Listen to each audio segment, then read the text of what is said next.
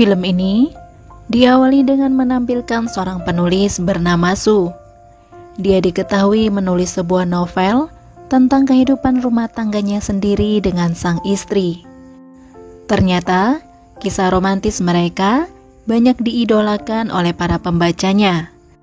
Namun faktanya, hal itu bertolak belakang dengan kehidupan rumah tangganya yang sebenarnya. Sang istri yang diketahui bernama Kiki ternyata sering membuatnya kesal. Selain pemalas, dia juga sering menyuruh Su untuk bersih-bersih rumah, dan tidak hanya itu, untuk mengurus anak pun harus suaminya. Namun karena karya novelnya sudah melekat di hati para pembaca setianya, dia pun hanya bisa mengalah agar kisah rumah tangganya yang sempurna itu tetap menjadi panutan bagi para pembacanya. Su ini diketahui memiliki beberapa apartemen yang diwariskan oleh orang tuanya yang belum lama ini telah meninggal. Sampai di suatu hari, salah satu temannya yang bernama Jason tiba-tiba menghubunginya dan mengatakan bahwa ada seorang model yang ingin menyewa apartemennya. Mendengar hal itu, Su pun merasa senang.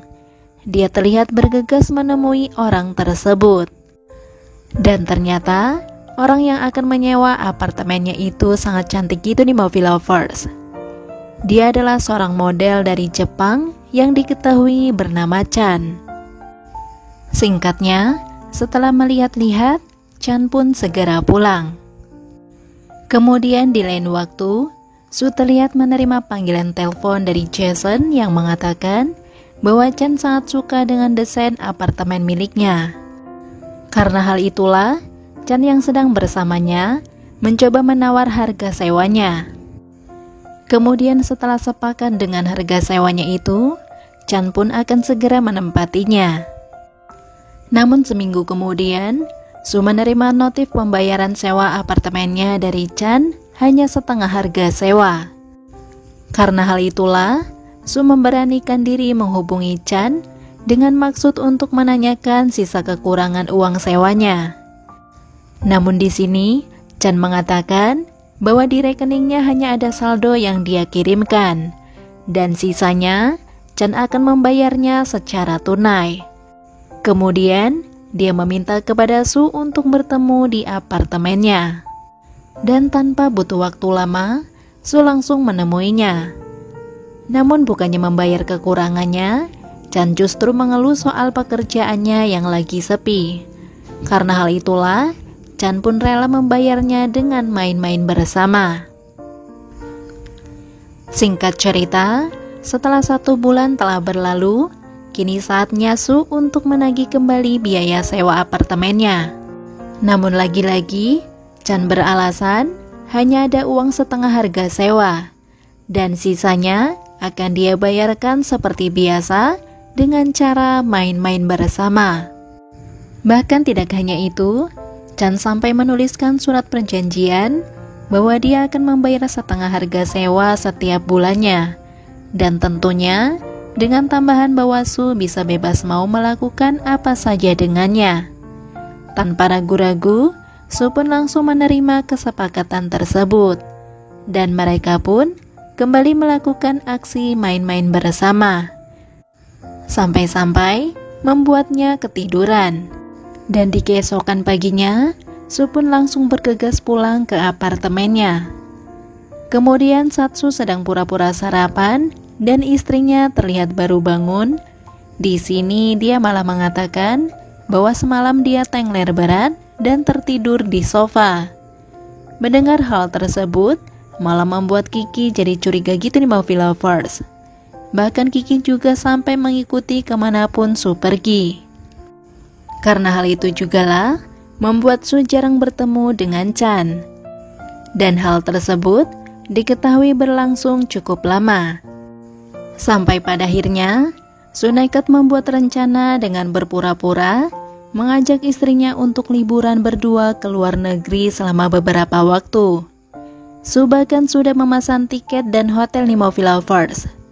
Nah, ketika akan berangkat, di sini Su malah tiba-tiba beralasan bahwa dia tidak bisa ikut karena ada pekerjaan mendadak yang harus dia selesaikan. Mau tidak mau, pada akhirnya hanya sang istri yang pergi di Movie Lovers.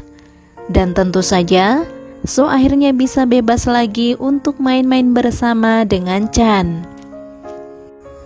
Singkat cerita, malam itu Chan terlihat datang menemui Soo ketika anaknya Soo yang bernama Ming belum tidur. Tapi ternyata Chan malah cepat akrab dengannya. Dan ujung-ujungnya, mereka berdua pun kembali melakukan aksi main-main bersama ketika Ming sudah tidur.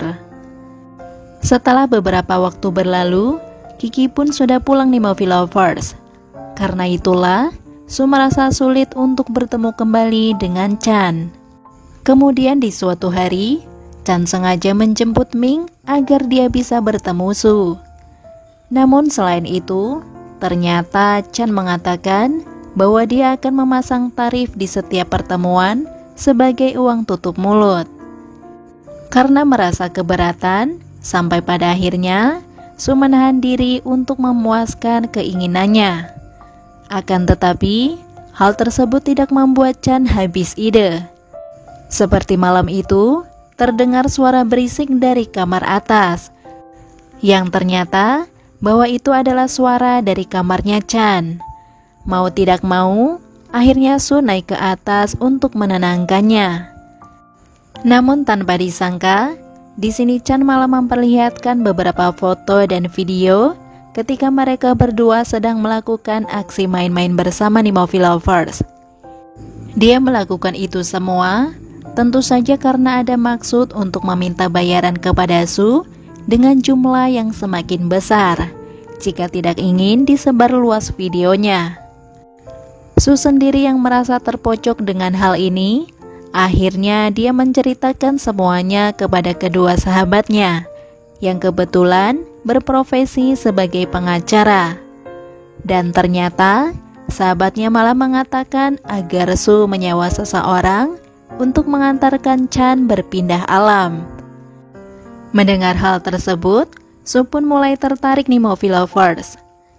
Apalagi di keesokan paginya, Soo mendapatkan pesan peringatan dari Chan yang mengatakan bahwa besok adalah batas terakhir Chan untuk mengirimkan uang kepadanya. Sampai pada akhirnya, mereka berdua pun janjian untuk bertemu di sebuah bioskop.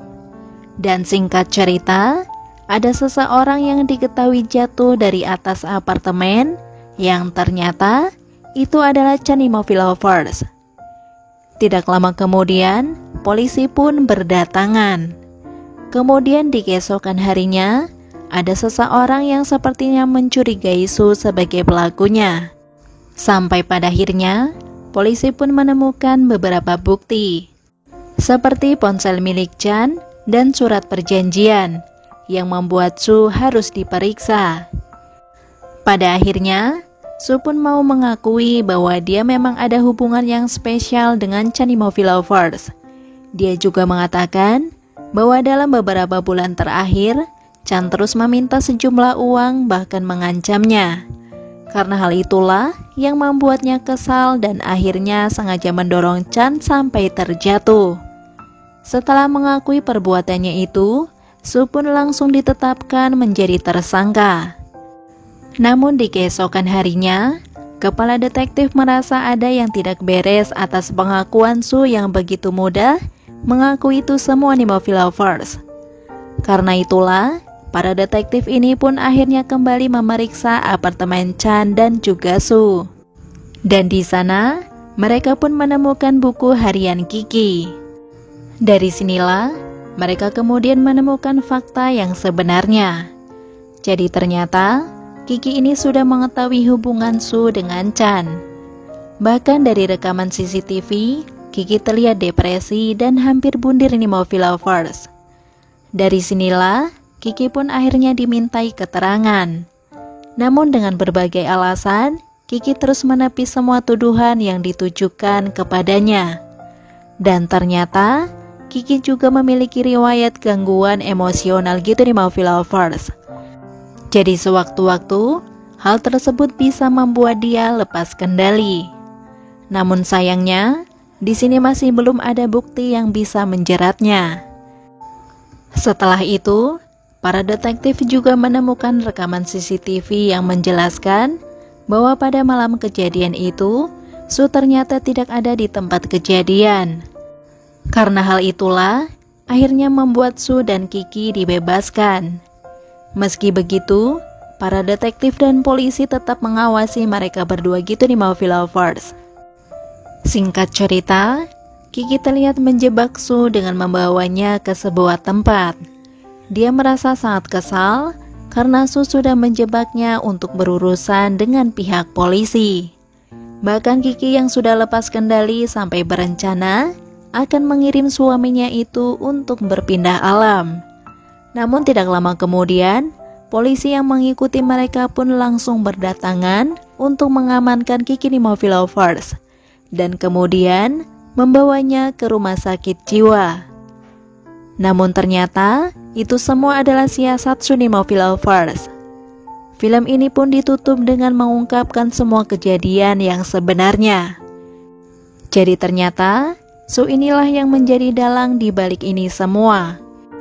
Dia sengaja membuat buku harian palsu yang ditulis benar-benar mirip dengan tulisan tangan Kiki. Malam itu, Su juga sempat menemui Chan dengan membawa sejumlah uang yang dia minta. Bahkan dia juga main-main bersama dengan Chan untuk terakhir kalinya, sebelum membuat Chan tidak sadarkan diri. Kemudian Su dengan sengaja menaruh Chan pada sebuah ayunan yang tinggi dan mengatur alat pelempar dari jarak jauh. Dengan begitu, Su seakan-akan tidak ada di tempat kejadian dan berhasil bebas dari penahanan. Dan disinilah filmnya pun selesai. Oke Movie Lovers, sampai di situ review filmnya. Sekali lagi terima kasih sudah menonton. Kurang lebihnya mohon maaf dan semoga terhibur tentunya. Mimin pamit, sampai jumpa di video selanjutnya ya. See ya.